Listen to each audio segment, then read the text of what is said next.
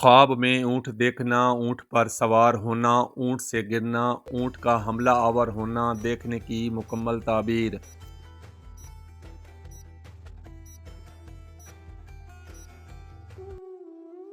حضرت ابن سیرین رحمۃ اللہ علیہ کے مطابق خواب میں کسی نامعلوم اونٹ پر دوڑتے ہوئے سوار ہونا سفر کی دلیل ہے۔ اونٹ کو دوڑانا غم و فکر کی نشانی ہے۔ اگر اونٹ پر بیٹھا ہو راستہ بھٹک جائے تو یہ عاجزی اور بے بسی کی علامت ہے۔ اونٹنی پانا عورت ملنے اور بچے والی اونٹنی پانا اولاد والی عورت ملنے کی نشانی ہے۔ اونٹ کے پیچھے دوڑنا غم کی علامت ہے۔ اگر اونٹ مطیع نہ ہو تو غمناک ہوگا۔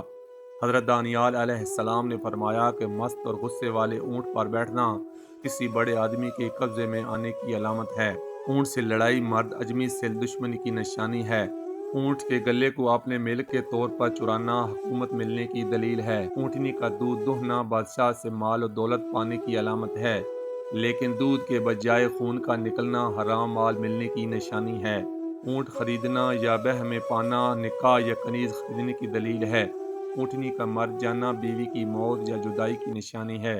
اونٹنی کا بچہ ہونا اولاد اور مال بڑھنے کی علامت ہے۔ اونٹ کا گوشت کھانا بیماری کی علامت ہے۔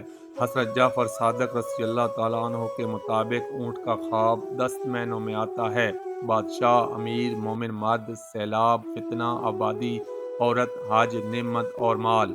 عربی اونٹ مرد عربی اور اجمی اونٹ مرد اجمی پر دلیل ہے۔